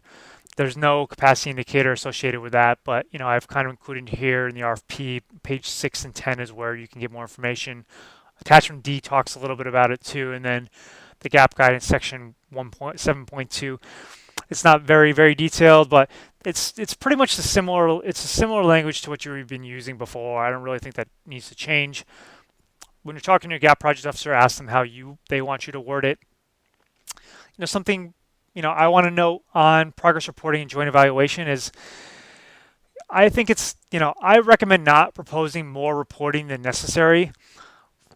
There's kind of two reasons. One is you probably can always report more than necessary if you need to. I think at minimum you're going to have to report quarterly on your GAP grant project progress, and you're going to your financial reporting will be probably in your financial category, and your drawdowns will be under that category as well. This is progress and performance reporting. If you want to, or the EPA project officer eventually wants you to let's say you just want to let your grant project officer know more frequently about what's going on, then just send them draft quarterly reports on a monthly basis. I mean, you need to spend the time preparing those quarterly reports. I think it actually would be beneficial to draft them monthly because if you only do it at the end of each quarter, it's easy to forget what you did the prior 3 months. In fact, you're usually, if you're like me, you're doing it a month after the quarter is over with, so you then need to think about what you did 4 months ago. Um, and so it's like, you can prepare those drafts, and then, you also may have proposed doing reporting to your tribe, and that may be fine. The EPA may be fine with you including reports to your tribal council on a monthly basis, but they may not be fine with that. They may say that that's considered implementation. My approach to that, if they do say that that's implementation and they don't include that, and the things you're reporting to your tribal council are probably the same exact things that you're reporting in your progress reports. You can send those draft progress reports that you're doing on a monthly basis to your tribal council with, I think, not really doing any more work than you would have done otherwise, and you don't really have to explicitly call it out in your work plan. So I think it's the same. There's no difference in allocation of resources. It's just a matter of sending an email to somebody else as well. But talk to your your grant project officer, and also about how much time to allocate. Or you may also want to allocate time in this to discuss those reports with your grant project officer. So not just the time to prepare them, which can take a bit of time, but also time to talk about the grant project officer, get their feedback. So maybe you're going to allocate a few hours per quarter to discuss those.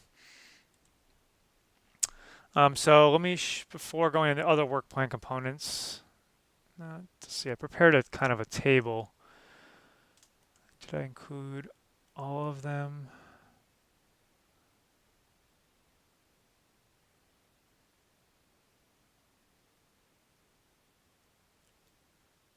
I just did common ones. Okay, so sorry for thinking out loud. All right, so yeah, let me show you this table, and I'll make this table available to all of you. This is a comparison of common GAP work plan components pre and post May 2013 EPA GAP guidance. So these are just recommendations for how to change kind of the titles of these things.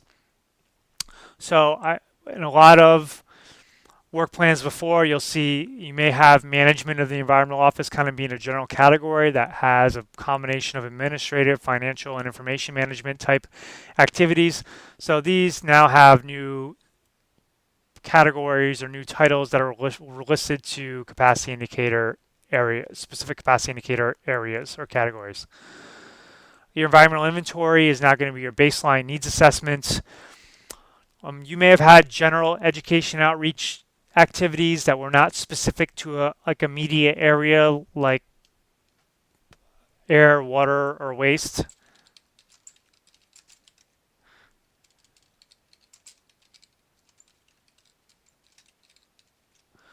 And those would go under the community involvement, education, and communication category or area.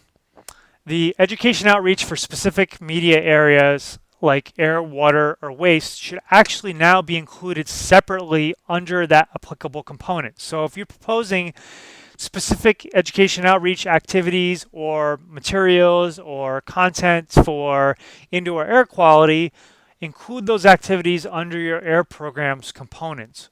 Or if you have a separate indoor air component than that.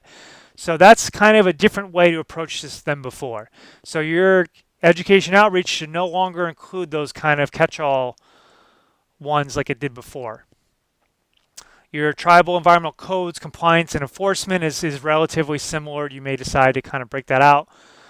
Your solid waste, solid hazardous waste, underground storage tanks, this is just a matter of a rephrasing to make it more in alignment with the language that's in GAP guidance.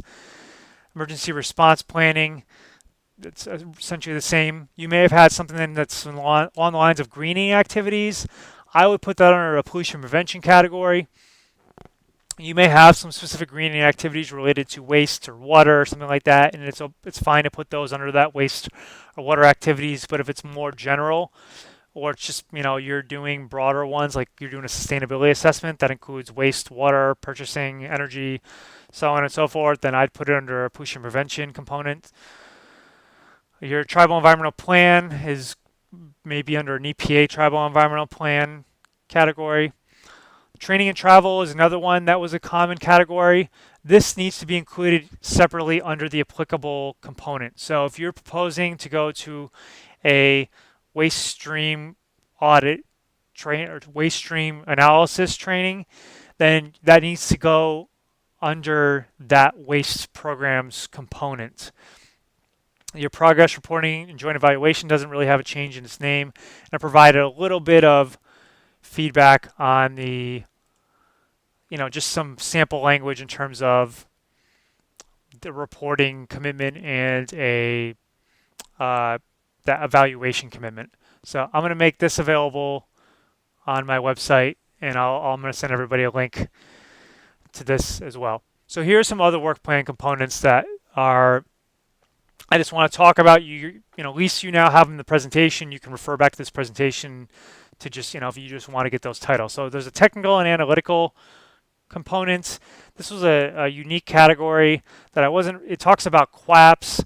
It talks about the description itself for the category makes it seem broader, but then they really limit it to kind of QAP, quality assurance and management, or quality assurance program plans. I just really get a kick out of the word QAP.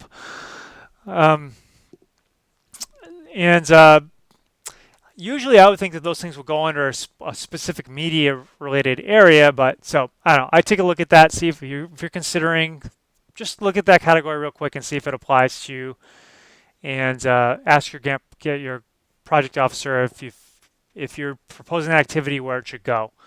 And it actually, so you may put it under, if you're doing an air quality QAP, you would put it for capacity indicators. You might put it under air quality, but then you would actually, under the air quality programs capacity indicators section or the measures section, you would probably include the technical and analytical capacity indicators as well, because those are applicable. So that's something to note real quick too, that just because you put something under waste management, you don't have to limit the measures or the capacity indicators you list in that measures area to waste management. You could have education outreach, you could have technical and analytical specific capacity indicators under the waste management component as well. So air quality programs and water quality programs, those could be common, but those also have funding elsewhere. Chemical safety program is one I just don't see that often. Okay, so strategies, there's a few, and I know I guess it's a good thing I cut through some of the more detailed or less important stuff in the beginning, like who I am and what this is, the introductory stuff, because this is going on for quite a long period, and I do dearly hope that this recording is working properly. Otherwise, I'm going to cry when this is done. But the strategies for common activities under your work plan, one major area is education outreach. Most tribes I talked about before have an education and outreach component where they'll list things like Earth Day, monthly or quarterly newsletters, committee meetings, development of education outreach materials and activities. So my recommendations for this area are developing education and outreach content, materials, and activities for specific GAP-eligible environmental programs and initiatives, and include those under the relevant component / capacity indicator category.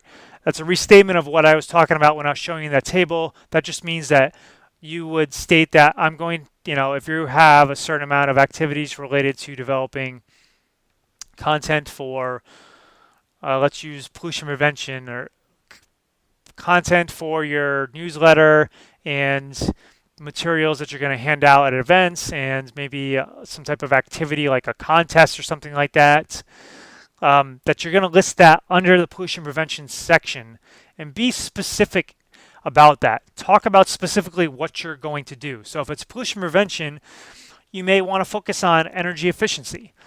The reason for this is that if you just say pollution prevention, content, materials, activities, we're going to develop and implement those content, materials, and activities for pollution prevention, which is very broad, then if you propose that same thing again next year, it's going to look like implementation. But if you propose energy efficiency this year, and you don't necessarily need to limit to one, you got to think strategically about how many you want to do. If education outreach was a quarter of your budget, you're going to have to think about, okay, well, we're going to have to focus on maybe like 6 different areas. It could be water, it could be composting, it could be energy efficiency, it could be radon. That's what we want to focus on this year, so that then next year we want to focus on groundwater quality. We want to focus on NOx. We want to focus on renewable energy and water efficiency. So you can cycle those things through, but make those specific so that when you then propose something next year, you're not, you can have maybe the same full language. The only thing you need to change would be the thing that you're focusing on, the purpose of it. And then you can actually make major revisions and enhancements for those specific topics every 5 years or so. So it's justifiable to say that you can come back to energy efficiency in 5 years, or if there's a major change that happens that or an area of energy efficiency that you didn't cover, a specific area, then you could do that maybe within 2 years or something like that, or maybe even 1 year if you can distinguish it enough and your project officer is agreeable to it. So then there's kind of 2 elements to this. There's the development of these activities and materials, and there's the testing of those materials in those activities and that content. So I listed here just materials and activities, but that's /content, and you're testing those through those events, through those committee meetings, through those newsletters, etc. So those things that you want to continue to be able to do year in and year out, that you listed. Let's say you had a commitment to be host an annual Earth Day, host an annual cleanup. I had the same thing. Now you don't have that as a specific commitment. Your commitments are developing and testing these education outreach materials that are focused on a specific area that are now going to be underneath a category like pollution prevention, and that are going to say that you're going to test and develop, you're going to develop and test drive these things through events, your Earth Day events, committee meetings, newsletters, etc. Those main things you want to continue to do on a regular basis. You need those things because those things are vehicles for testing and developing those materials. So if you take away your annual Earth Day, you now don't have an opportunity to test that new energy efficiency material. You don't have an opportunity to test that new radon activity or that new radon flyer or distribute that. So you don't have to call out, instead of calling out that Earth Day or those committee meetings or developing those materials on a general basis, you may have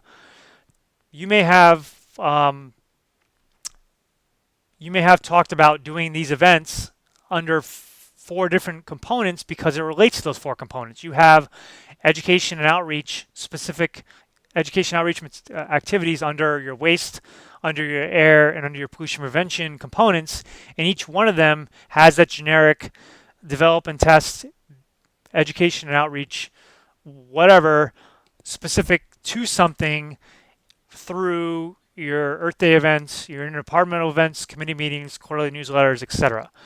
So this is focusing on the content and purpose of the education and outreach efforts rather than the communication method itself. What you're trying to accomplish, the end of this, so if you're thinking of the means and the ends of it is the content and the purpose, which is energy efficiency. The communication method is meetings, events, publications, etc. Those means need to be static, because if you start changing those means, then you start losing your opportunities to develop and test those ends, that purpose and that content, those efforts. So hopefully that's not too convoluted, and it's just a different spin to be able to do the same stuff that you want to do. Training and travel is very similar. Before, there was a training and travel category, and it had all the trainings, and then it listed the EPA annual conference, and maybe listed the RTALK meetings for tribes in Southern California, maybe list NAPEC meetings. Recommendation here is very similar.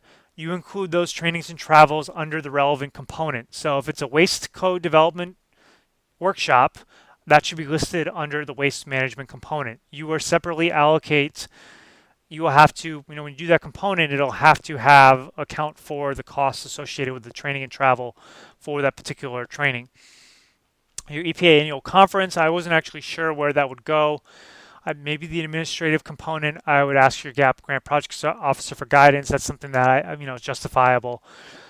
RTOC meetings, I do believe, that those you can spin those as capacity building. NAPEC as well does focus on training related stuff. So attending the bi-monthly, NAPEC board meetings, that is a capacity building activity because you're talking about developing the training capacity in your particular region. But if you are trying to figure out how to spin these things, how to justify them as capacity building, talk to your grant project officer, make sure they understand that something is and it's important, it's essential. Just be like, I want to work with you. Like, how can we make this a capacity building activity? But so here's one more area, or two more areas. So there's those general ongoing administrative tasks and activities. This is a tricky area. I started to briefly talk about this before, but I'm going to go into more depth. So that's the office management, the fiscal tracking, your information management, your ensuring program goals and objectives are met. These were things before that were probably under environmental office management or environmental programs management. That could have been a general component. Now these things need to be broken out, but they also need to be specific. I know what's commonly happened before, and I've done this as well, is I use the GAP grant as one to do my administration for all the other grants that I have. So while I may have a little bit of funding under those grants or may have allocated a little bit for administrative activities, I didn't allocate as much as I could and should have. So I think that moving forward, that it's important to make sure that more time, funding, and resources allocated under the Clean Water Act grants, your pollution prevention grant, your tribal wildlife grant, your energy grant, so on and so forth, toward those administrative activities if it's eligible. If it's not eligible, then that can be a little bit of a tricky situation. There's a workaround in the meantime, which I'm going to share with you. So my recommendations for here are for GAP work plan activities. I believe that your office management, your fiscal tracking, your information management, those kind of ongoing implementation things that aren't specific, development activities. So let me just distinguish the capacity building activities and the implementation activities. Your capacity building is going to be the development of those fiscal tracking and information management and systems that ensure your goals and objectives are met. So that's capacity building, is developing those systems. Developing those systems for all environmental programs, even the non-GAP ones that you are not necessarily administering under that current GAP grant. That's an eligible activity because that's developing your capacity to manage all your environmental programs more effectively. When you have those systems in place, the ongoing administration of those for those other grants is not eligible. For GAP, it should be. This is a tricky area because the EPA doesn't really call out. I don't believe the EPA can expect tribes to have a GAP grant and not be able to do the office management, the fiscal tracking, the information management, ensuring program goals and objectives are met under GAP for it could be $120,000 to $170,000 depending on how much money you received under your GAP for a particular year. So I don't believe that they can expect that. I'm not entirely sure where they expect you to put that. Is it under the administrative activities? Do you just have to say that it is GAP specific? So if you are talking about an ongoing implementation thing, if you say it's limited to GAP, is that okay? Or do they not want to see that at all? I believe that these things are also, let's say they don't want to see it at all, like it's not capacity building. I think that's not fair because you'd still need a certain amount of implementation to administer the grant itself. So I think that these things are also essential to reporting. So you do, in terms of reporting your progress, you do need to ensure your program's goals and objectives are met. So instead of including it as a specific commitment under, let's say, the administrative category, you actually could just allocate more time toward reporting to just make sure the programs and goals and objectives are met. Because if you don't take the time to do that, how are you actually reporting accurately? In terms of information management, you want to track the purchases you're making. You want to track you want to track your inventory of supplies and equipment and so on and so forth for your gap related stuff on an ongoing basis.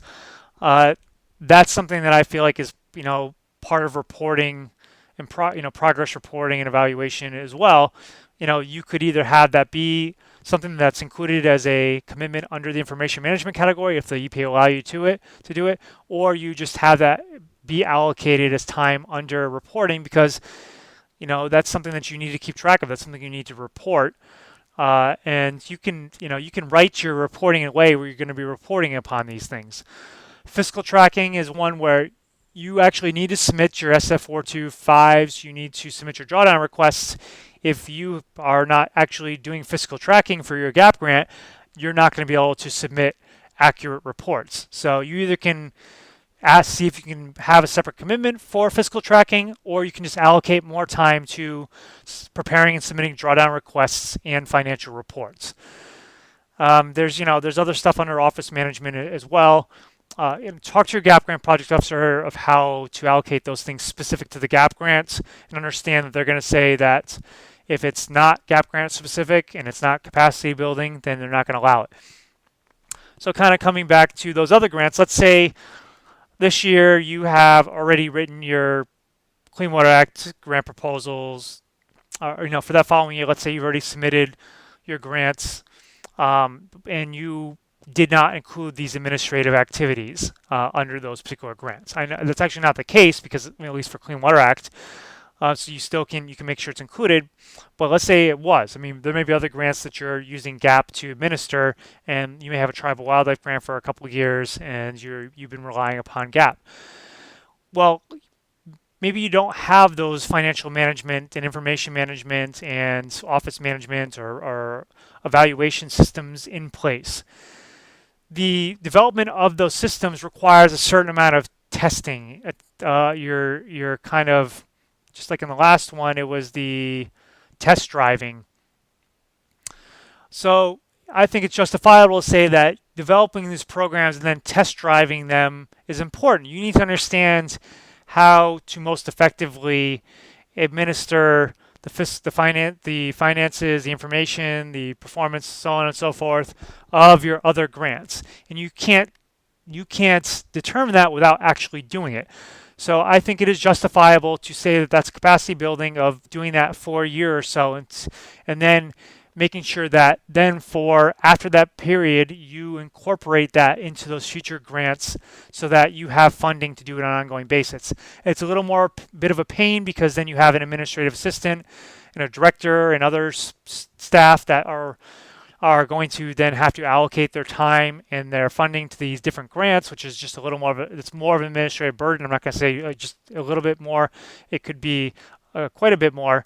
But that is in alignment with what GAP wants you to do, and there's those are some workarounds.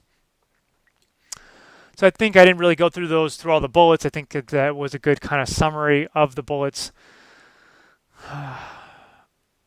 And you want to make sure you have sufficient work years and budget for that reporting, and just discuss your approach with your GAP grant project officer. I think that's key to this process. When you're going through that outline that I talked about of your components and commitments, this should be a conversation, or even when you're talking about your work plan, like this, these need to be in-depth conversations.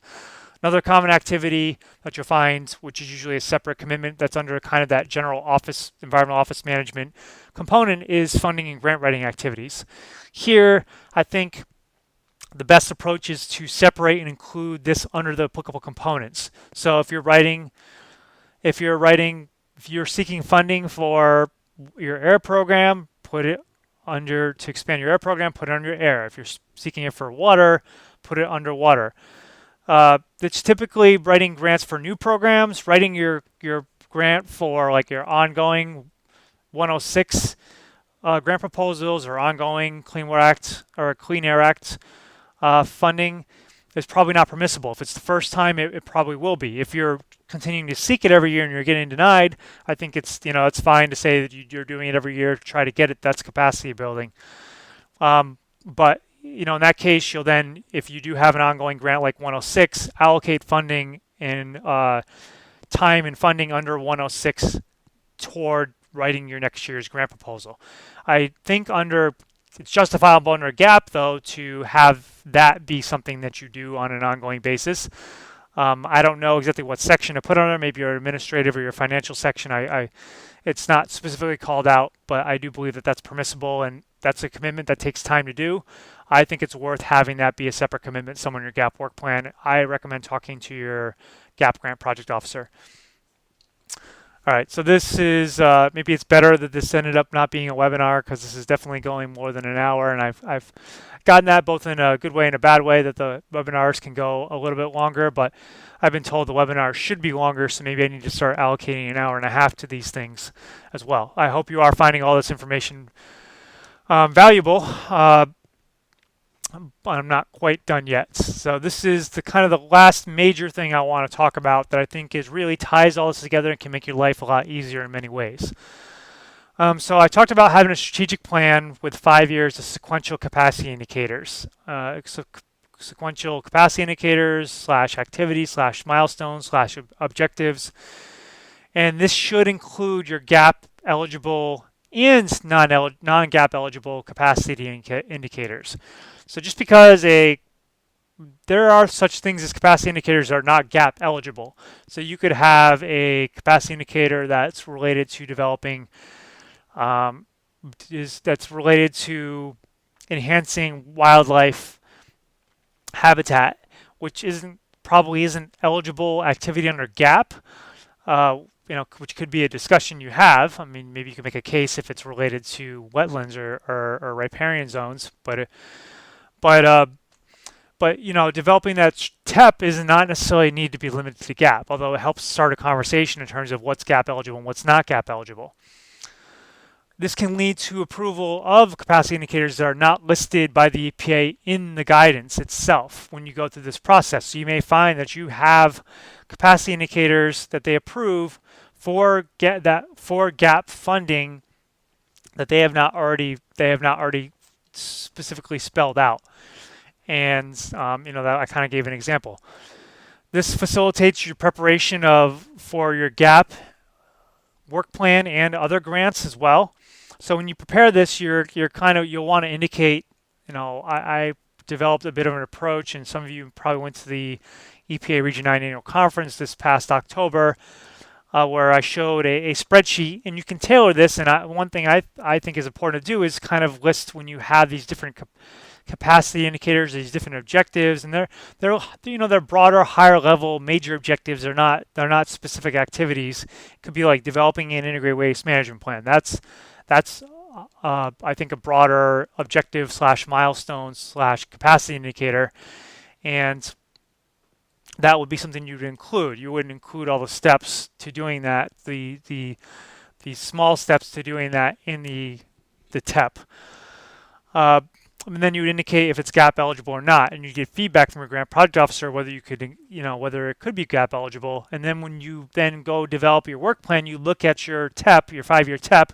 You look at whatever year is in alignment with the year that you're preparing the work plan for, and then you pick out those gap eligible activities those gap eligible objectives that you have in there, and you can just insert those into your work plan. I think it promotes flow and evolution in your programs and your work plans. The EPA wants to see your programs evolve. They want to see.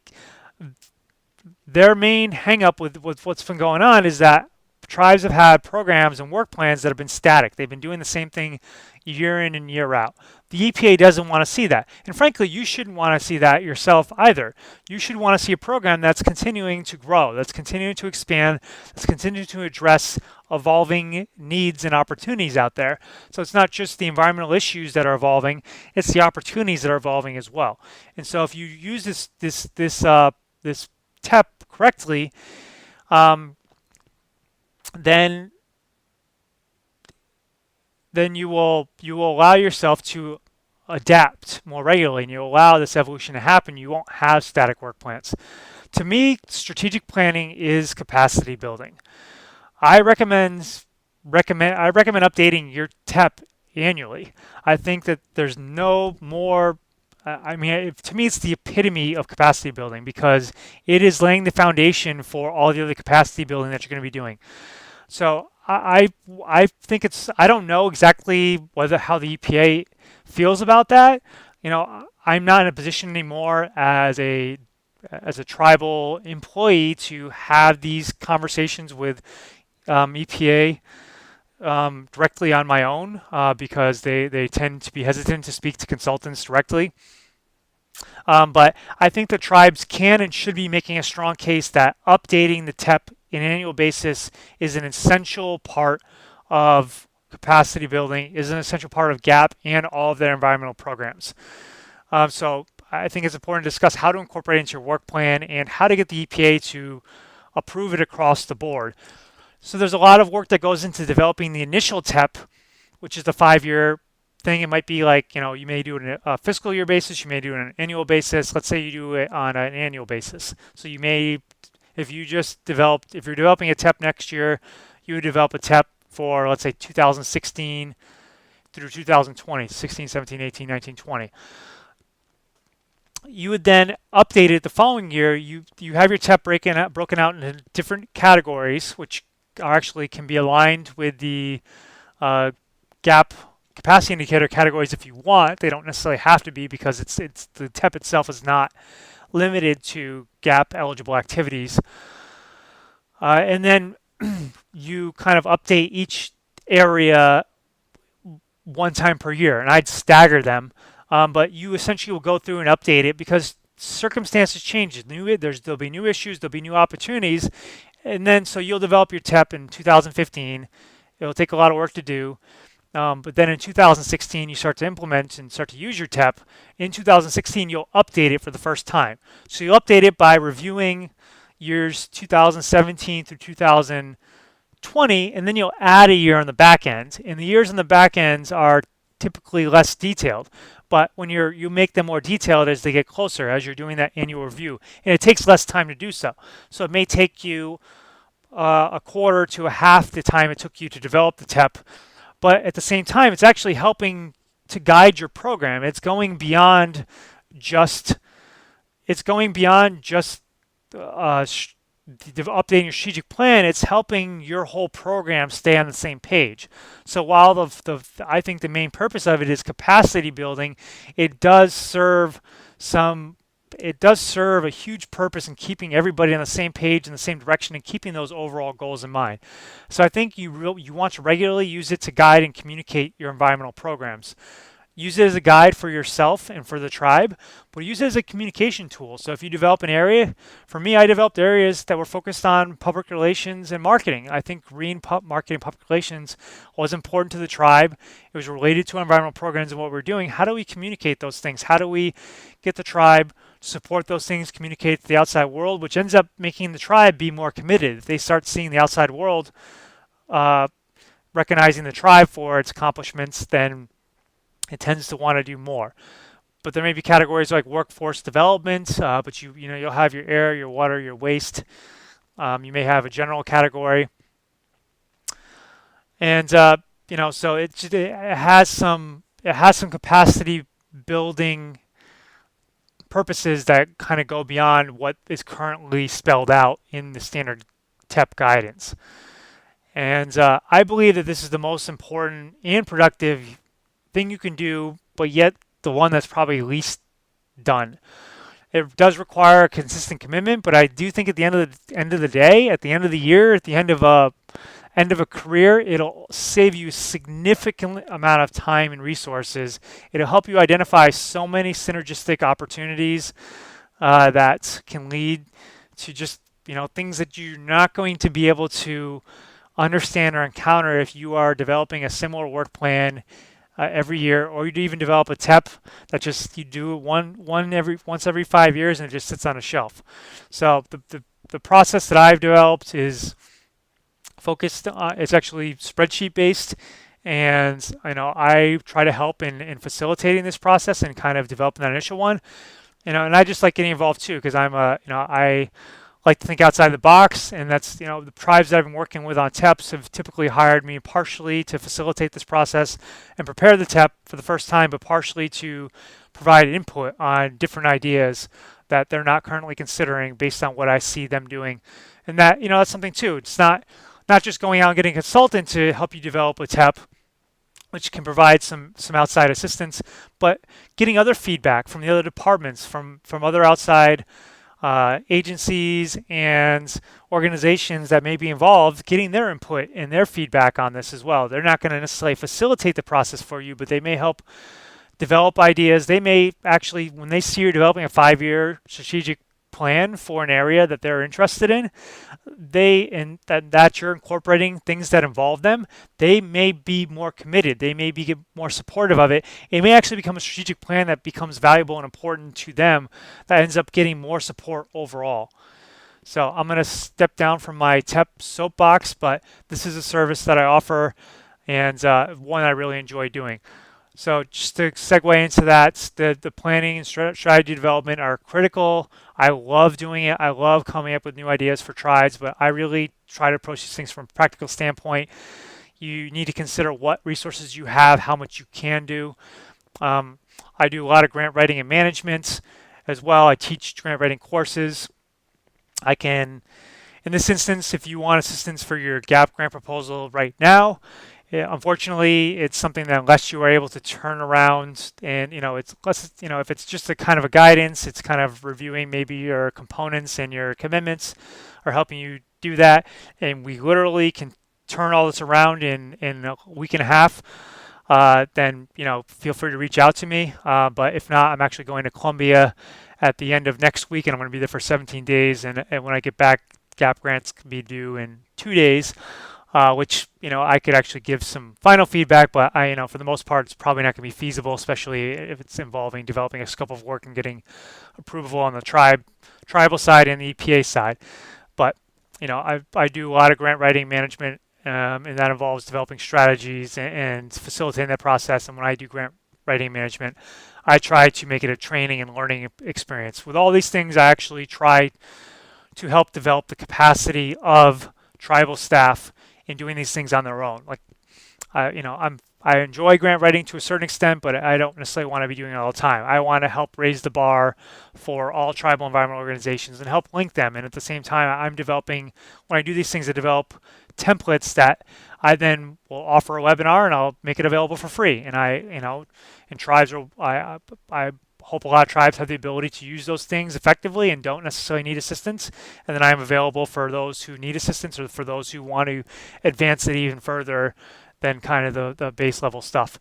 So if you want to set up an initial call or you want some type of assistance, feel free to send me an email.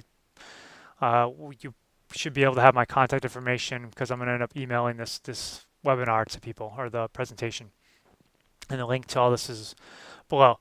So I really appreciate those of you who appreciate the understanding. I received some nice emails, some nice understanding of how, stuff does happen. I try to not have that stuff happen. And it actually turned out that while I may have been able to host a webinar, the video software wasn't working the way it was supposed to be working. It actually ended up taking me a few hours to get that working properly as well. But to me, it's a lesson learned. I always, I try to use everything as a learning experience. I'm going to make sure I spend the time ahead of time to do full test runs of these things using the technology with people, so the same thing doesn't happen again. I really apologize. And I appreciate your feedback. So if there are things about this webinar or this presentation, this video you found particularly valuable, things you feel like could be valuable for the future, and if you have ideas for future topics, please send me an email. And also, if you have general kind of quick questions and stuff like that I can answer relatively quickly. If I get overwhelmed with questions that are very detailed, I'm doing this.